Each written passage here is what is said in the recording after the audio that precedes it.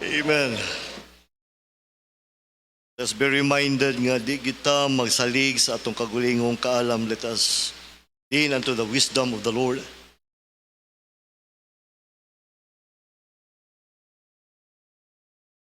Amen.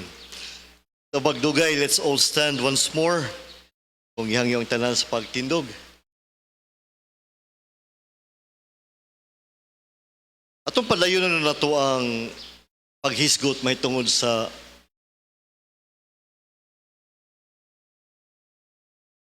panahon nga ang Dios taguan niya ang iyang nawong gikan kanato. Let us open once more the book of Isaiah chapter 54 verses 7 and 8. Let us read together. Ready, read.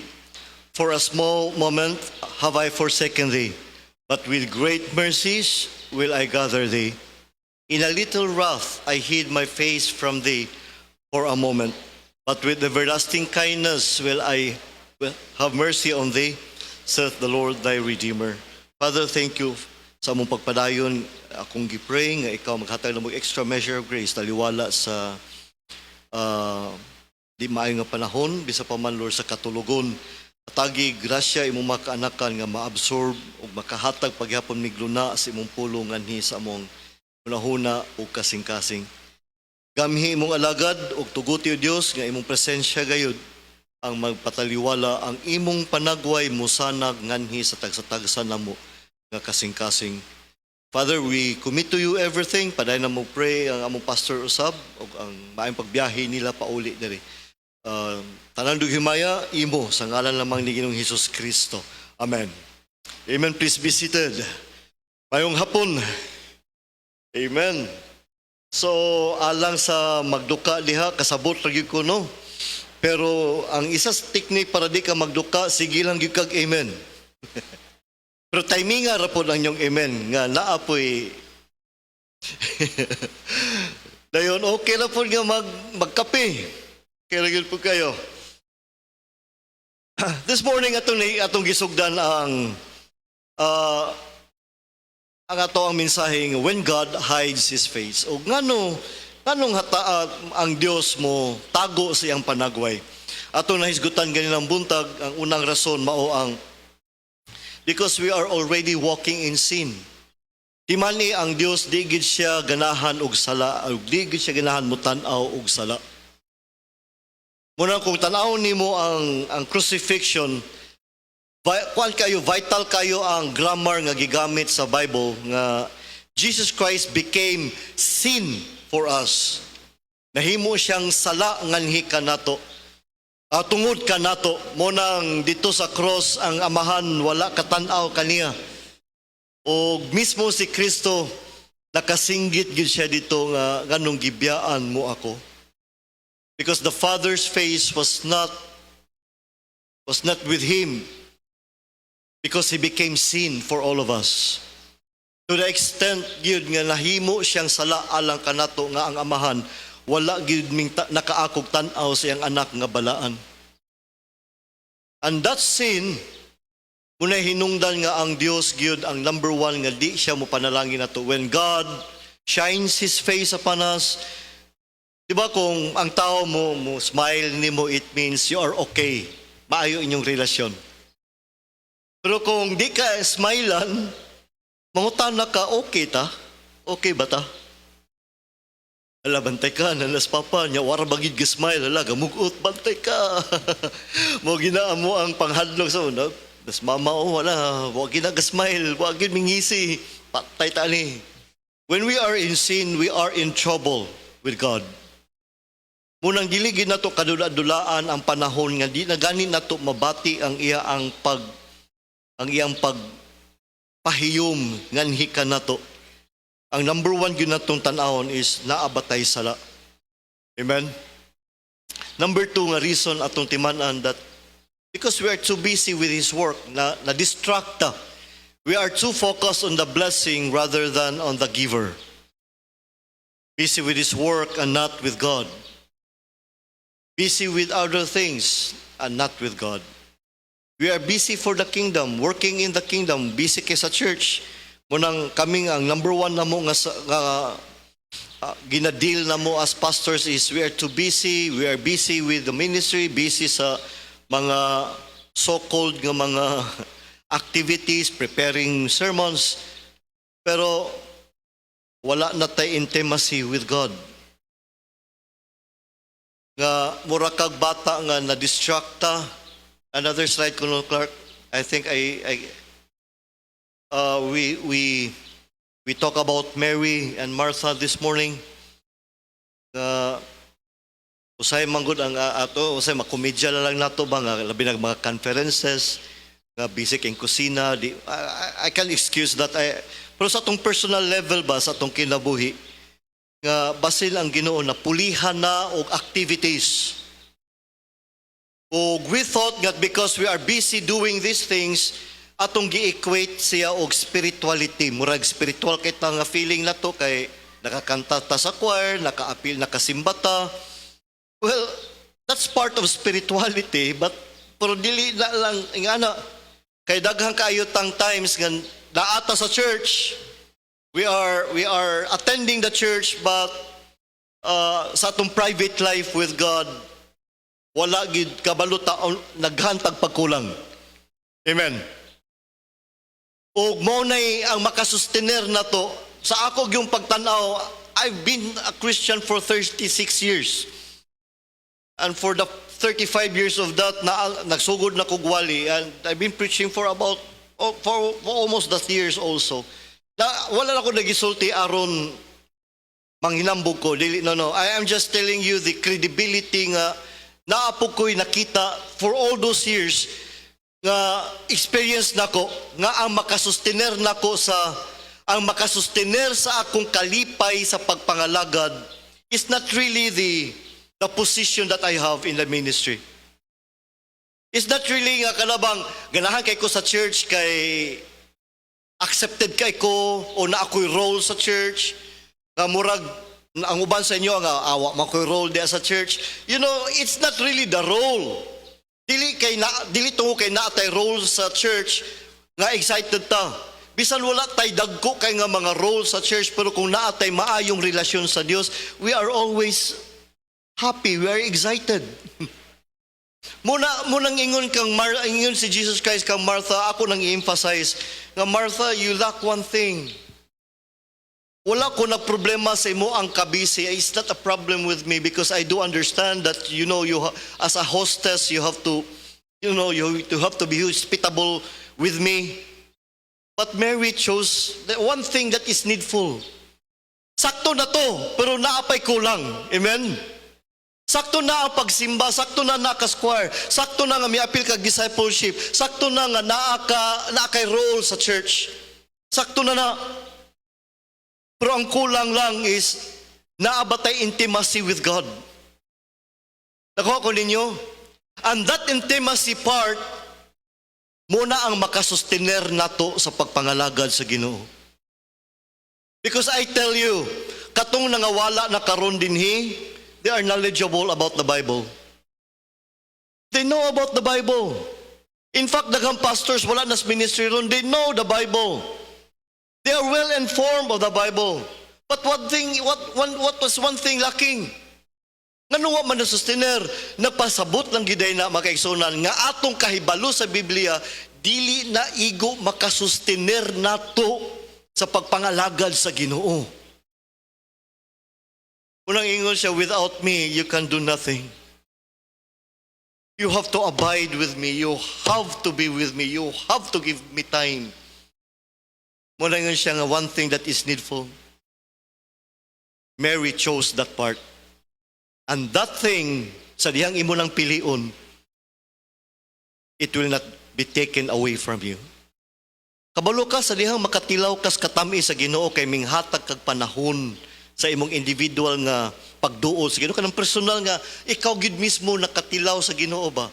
Wala na gyud makatangtang o makakuha ng experience nimo. Do you believe that? Kay moabot ang panahon, what sustains us is not knowledge. What will sustain us? Dili knowledge ang makasustain nato sa ministry. Dili. Not roles. Dili. Ang makasustain na to ang atong eksperyensya diha sa Dios. You can always go back to that place nga asa ka gitagaan sa Ginoo. Usa to katamis ang inyong pakistorya sa Ginoo, you know? Just like with our relationship. Na magitay nga murag magkabugnaway ta kay walay connection or usay naka murag di ta makauyon, murag nakabugnaway, tama? But we do not give up on relationships. Why? Naatay gipang-agian. We laugh together, we cried together. Those experiences can never be taken away from us. Ibaylo ba nako nga atong paghila kaniadto nga grabe nga kita nagunungay ta nya magkanira nga problema? Ibaylo nako atong kagahapon? Nakuha ko ninyo? Once you tasted the Lord, di gid na nimo ibaylo pa sa tanang butang aning kalibutan na. Because you have tasted that the Lord is good. Therefore, Christianity, by reason alone, is a personal experience. Kaya bisan pag magwali din ang pinakabanggiitan nga magwawali, kung kita magdumili ta sa atong personal nga kapasidad, nga mutilaw ta sa natilawan nila. Kaya ikaw gid mismo mo eksperyensya. Wala kay eksperyensya, wala kang kwento sa buhay. Dahil walang kwento, walang kwenta. We have no story to tell. We have no experiences nga mabalikan na to nga, no, I can do this. Katubitaw nga ngani, in my worst moments of life, you were there, Lord. You were there. And Mary chose that part. Chose the best part. When we get home, find a time, find a place, be resolved. Nga kaning orasa makigstorya gyud ko nimo, Lord. Kay ingon si pastor, ingon si papa, ingon si mama, ingon sila nga mao ni, ingon si brother, ingon si kuan nga tamis kuno ka. Patilawar gud ko unsa ka katamis. Have you asked the Lord that way? Lord, tamis kuno ka. Usa ka tamis, usa may tamis nimo. You know, God is very, very serious about that. Number 3, muni din hita mo pick up, because we do not value His presence anymore as we do. Muratag ka nang ato nang gi-take for granted ang mga presensya sa mga tao sa presensya sa Dios na tumurag na himong ordinaryo.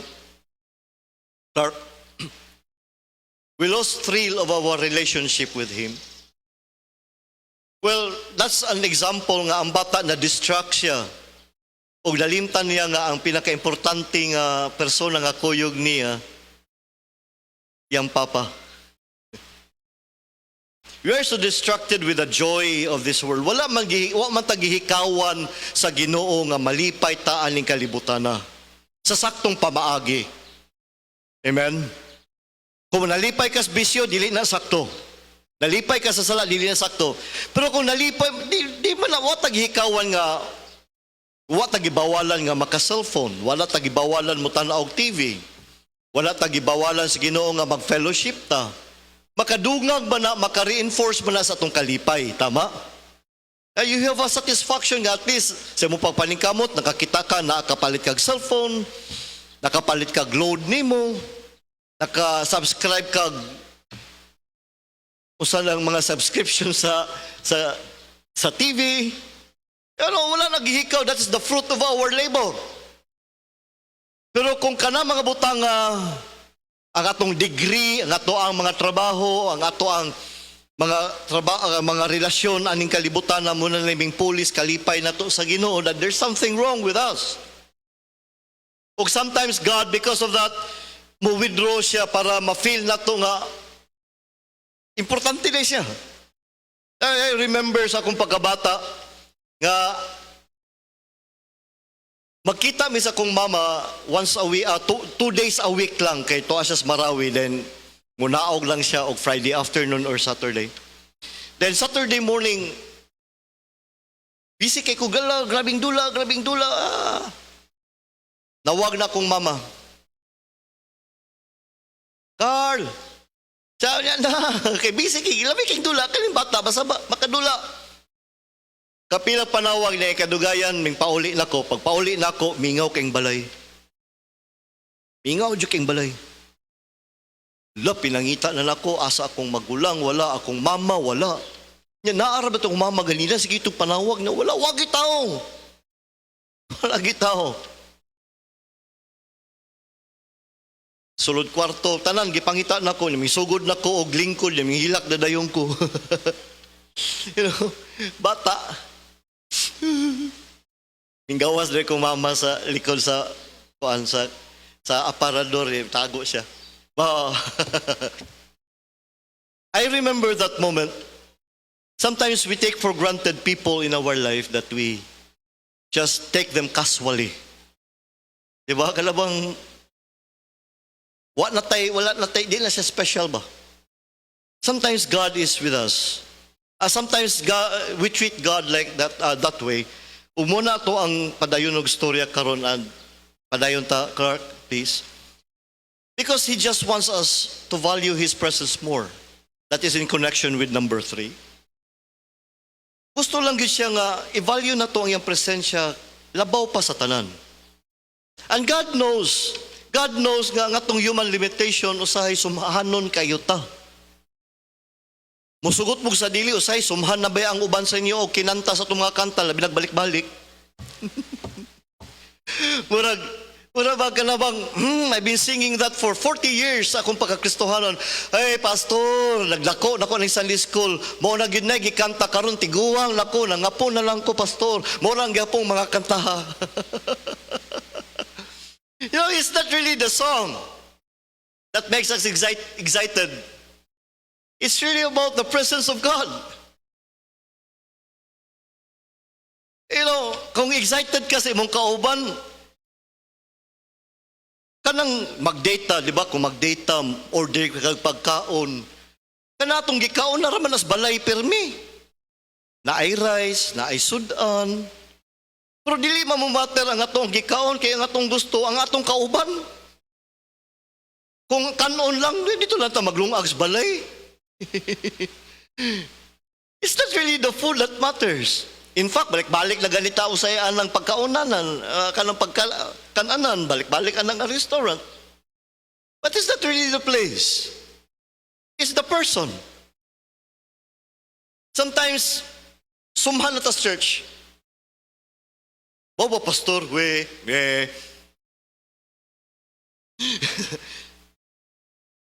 you feel nga murag balik-balik naman balik-balik.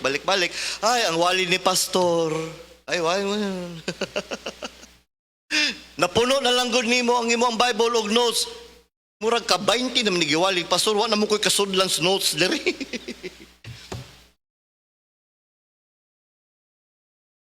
What sustains us in the ministry actually is not the activity. Ganahan kay ko sa church na mo kay naay mga paandar, naay mga activities, naay mga pakulo. Every Sunday na miing ani, di ba? O sa ganahan kay nga na, we want a church that is full of activities. Kung gipangita sa ubang mga Kristohanon nga tungo kay para sila sumuna ang hymns, mangita sila bag-ong spiritual experience nga mas ganahan magukudi ni pastor kay makahilak gyud ko sa diyang mukanta ko, pastor. They are looking for experiences. What we need are not experiences outside of the... What we need is an experience with God.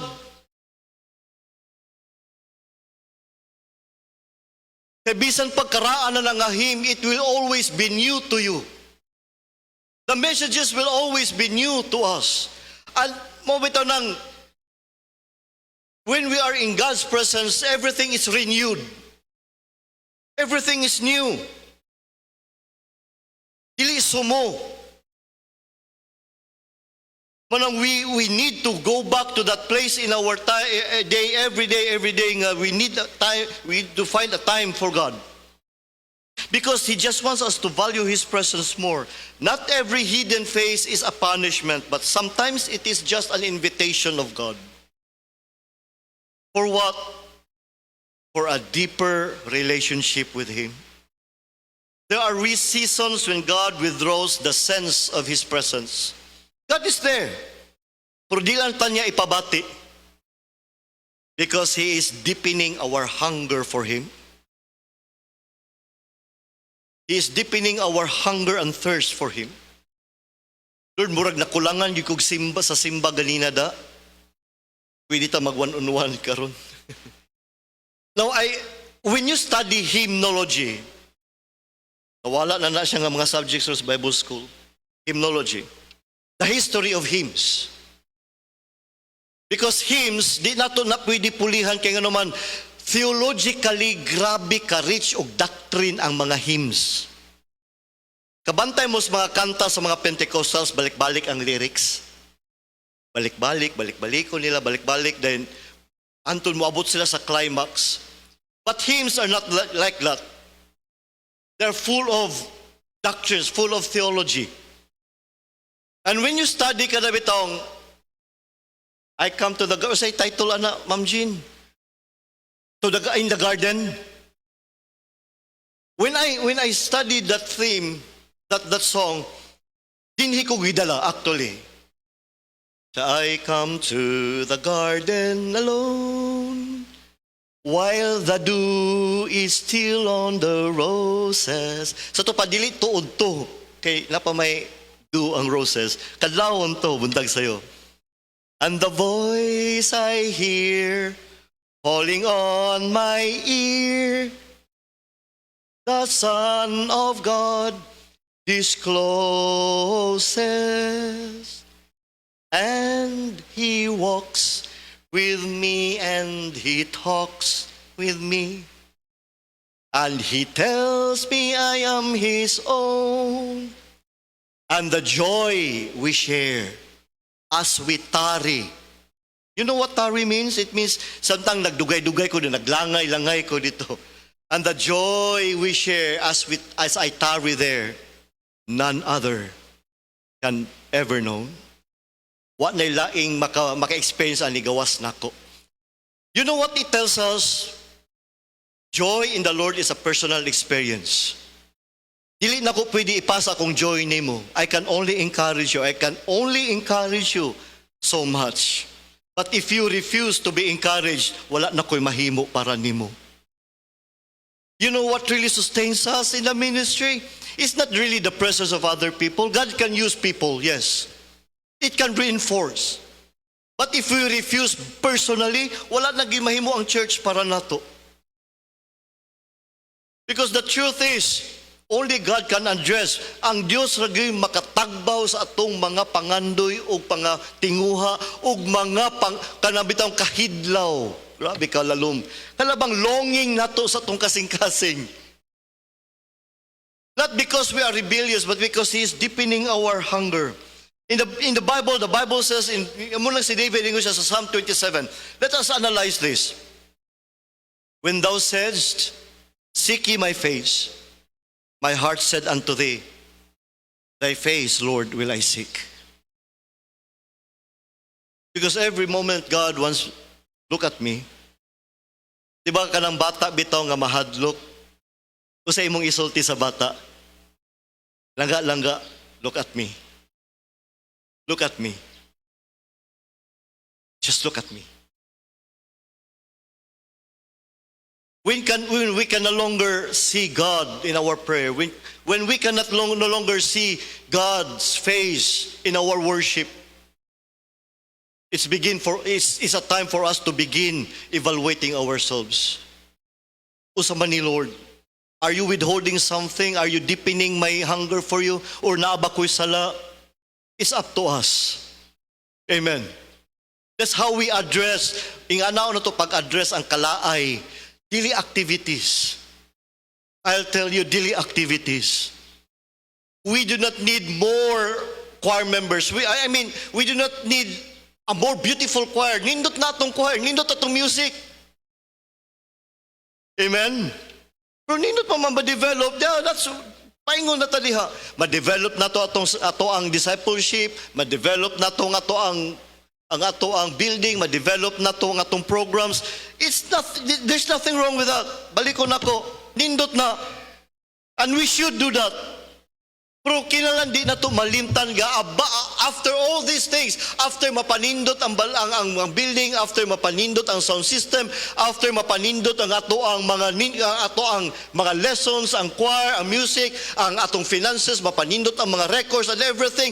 After all that, what we need only is God.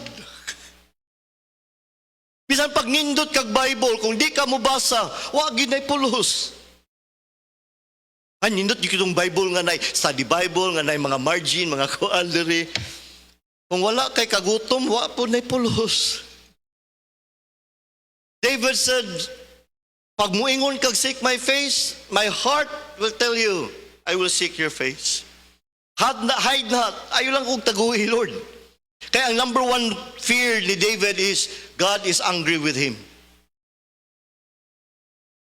You know what? Kung naa mga ni persona sa atong kinabuhi nga mahadlok ta nga masuko o mahiubos, walay lain ang atong Dios. Lord, okay pa ko? Okay pa ba atong relasyon? Hide not thy face far from me. Put not thy servant away in anger. Thou hast been my help. Leave me not, neither forsake me, O God of my salvation. God, remember this. God commands us to seek His face, not just His hand. Usa mo sabot ana? Because many times mudol ta sa Ginoo kay nangita ta sa iyang paglihok sa kamot. Lord, tabang. Lord, hatag. Dinodili. Lord, tabang. Lord, buin ang blessing. Lord, ingon ng Ginoo, is that the only reason nga muduol ka nako kay akong kamot imong gipangita? No, this time, not this time. We should know better. Of course, mangita tas kamot sa Dios nga mulihok, tama? Pero kinahanglan mausaw sa atong kasing-kasing nga makakita ang Ginoo na nakong anak. Kabalo ko na ani pangayoon pero mas nakita nako nga mas malipay siya muduol nako. Bahalag di ko mo panalangin niya. Muna nga level nga relationship ang gusto sa Dios. Muuyon mo. Kung ang tao mo dool nimo kay naa lang kay gikinahanglan siya gikinahanglan nimo, di na maayo nga relasyon. Pero kung mingduol siya nimo tungod kay ganahan gid siya nimo, bahalag wa kay ikahatag niya, siya pa'y muhatag. Nindot na nga relasyon.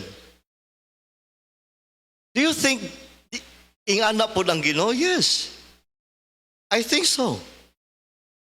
Nagsimba ta dili tungod kay natay gustong blessing. Kabalong Ginoo na tag blessing. Oy, dili ta maghinhipokrito. I want blessing. I need blessing. Pero ingon si David, more than that, I want you. I want you. When something becomes constant, we may begin to take it for granted. Israel often valued the promised land more than the presence of the Lord. Kabalo ko sa prayer ni Moses. You know what the prayer of Moses in Exodus chapter 33 verse 15? Giingnan sila, Moses, akong ipadala kong angel, siya mo lead ninyo dito sa promised land. Kay gikapoy ko aning mga generation ninyo nga grabe kagahigulo. Kabalo ko sa pangayo ni Moses. Lord, if thy presence go not with me, ayaw na lang, Lord. Ayaw na lang. Sa atong pagpanginabuhi, sa atong pagpanginabuhi o pagkinabuhi, we should come to the place in our life nga makaingon ta nga, kung mas-successful lamang gani ko sa kong endeavor pero wa ka nalipay, mas maayo pa mobalik ko sa panahon nga wala ko pero nalipay ko nimo. Usos kalabang kanang satisfied ko sa imo. But because of our human needs, we want more success in life. Because we need success. Pero di na to kalimtan nga in our success, dili makatupong na sa presensya sa Dios. Moses would rather remain in the wilderness with God than enter Canaan without Him. Kung ang imong presensya di magkuyog nako, ayaw na lang. Ayaw na, Lord. Enough na sa ko nga ikaw lang. But God knows better. Dili pwede nga siya ra. Muna mo bless gyud siya nato. Amen. Mukaon pa ba gihapon ta? Musinina ba gihapon ta? Mo pa eskwela pa ba gihapon ta sa mga anak? God knows that. Dili lang pwede nga sige lang tagsimba niya, nya what ay kaon-kaon. Kabalo ang Ginoo, ana mo lang sa dihang ma-address lang nato ang pinaka-importante nga priorities tong kinabuhi. God will put everything into place. I know what you want and I know what you need. But we are too focused on our needs than what God wants. Isa ni siya sa concept sa gift giving. And I learned in my life nga, di ba kada bitaw usay mangluod ta kay natay gihatagan pero nakita nato nga ang atong gihatag wala niya gamita or wa kay siya naka-appreciate kay di siya kay ganahan. Kisay nakasuway ana. Ilan na kay gihatag niya nakita nga di ko muhatag usupay labok. Kisay kasuway ana. Well, sa akong experience, akong asawa, minghilak o nahiubos din ako. Gitagaan ko niya, iyag yung gitiguman ang original nga Lacoste. That is about 3,000 nga polo shirt. Well, lalipay ko kay gitagaan ko niya. I was so excited pag-open ako. Oh, dili akong kolor. My family knows my color. Basta dili gani black or dili gani siya black or dili siya kuan basta laing color di kayo ko ka-appreciate. Na sometimes napo ko'y gihatagan wa po niya ko nahiubos ko pero sa dihang nagunahuna ko di ba nga ana ang Ginoo gitagaan tag Bible gitudluan ta niya nga unsay gusto niya unsay dili niya gusto, tama? You know, worship is not about what we want to give Him. Worship is giving Him what He wants. So giving is not about what you want, nga makapalipay nimo. Giving is about usay makapalipay sa mudawat. Kani gikinahanglan niya, kani ganahan kay siya ani. Nabati magkulor, na magbuot ka, siya may mugamit, di man ikaw. Nakuha ko ninyo? Well, kung mahatagan ko niyo og gift, I will accept that. Pero dili po ko maghinipokrito nga, mas ma-appreciate na ko kung kani. Di man ako pwede nga, hala, kalindo sa color pink. Hey, praise the Lord. Hipokrito po kay ko, ana, oy. Kabalo ka na isa ka tao, di ganahan og pink, nagatagaan yun ni mog pink, kay gusto ka mo tanaw niya magsuot og pink. It's not about him, it's about you na. But giving is about kisay mo dawat, dili kisay nighatag. Worship is a gift. And that's what God wants. Tithing is a gift. That's what God wants. Kung may gusto sa Ginoo mo na itong ihatag. Pahalag di taganahan, mo man yung gusto. Ginoo gani. Kuha ko ninyo. Knowing God is to know what He wants. Unsay gusto niya, unsay makapalipay niya. Ang sala makapalipay nato. Dili na malalis, malipay betag sala. Kay kung di pa ka malipay ang sala, way magpakasala. Pero nganong di man ta magpakasala, kay di man na mo'y makapalipay sa Dios.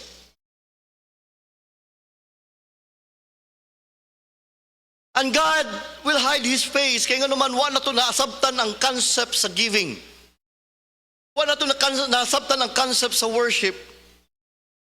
Moses refused to go to Canaan without God. If your presence will not be with us, ayaw na lang kog dada dito Ginoo. Mas may pagmamatay ko din sa wilderness nga kuyog ka. Because the greatest blessing of all is God's presence. The presence of God is the greatest blessing of all. Sometimes God hides His face to teach us this truth. Nga siya lang, okay na.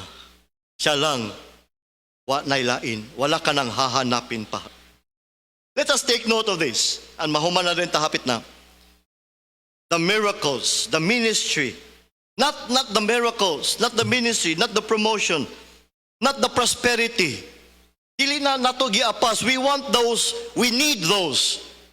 But when God sees that we need Him more than the miracles, we need God more than the ministry, we need God more than the promotion, we need God more than the prosperity. It is not about this, but Him. It is all about Him. That's the greatest anchor na to. Mo gid na. Everything will fall into place. Doctrine will fall into place. Doktrina, usaran ng doktrina kung atong ma-address ang pinaka-importante ug muna'y pinakababag sa atong pagpangalagad. We need doctrine. Importante ng doctrine. Pero daghang doktrinado nga mga tao wala na karon sa ministry. Why? Wa na sustiner ang ang spiritual strength. Kaya naman, putol sila o kanang wala sila diha sa presensya sa Dios. And this can happen to us. Many times we are just holding on one Sunday to the other. Ay, salamat Lord, nahuman lang isa ka Sunday, lain ng Sunday na sad. Kung ingana na lang nato ba, I mean, we are just trying to hold on to another day. We are not living, we are just surviving. Isang kahig, isang tuka. But God said in John chapter 10 verse 9, I am come that they might have life and they might have it more abundantly. So what happens when He withdraws His first presence? Number one, we begin to seek Him more intentionally. Pagsulod na ko sa balay, wala akong mama, na-sense na ko, wala akong mama, kay pagsulod na ko, kung na-feel lang na ko na ayang presensya, wala lang, lingkod dahil dito, kung hagtubig inom, kay giuhaw, gikag kundat, atog TV, atog kwarto, kay naraman diha. Pero since sa dihang na-sense na ko, laway tao. Intentional ang akong pagpangita. Hala, abri kwarto, tanaw sa, ilalom sa country. And maybe tungkol sa akong pagkabata, I was not looking, kanang kay ko nagtanaw, kay wa man ako siya nakitaan.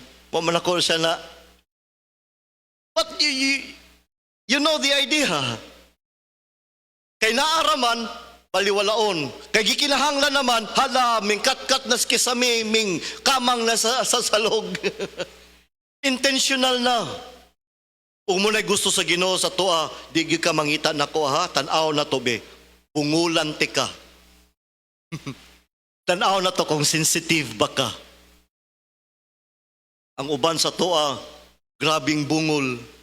Nga wa ganita nakamatikol nga 3 years na nga wa nagparamdam ang Ginoo. 3 years na bitaw kuminsara na. We begin to seek Him more intentionally. We pray instead of routine.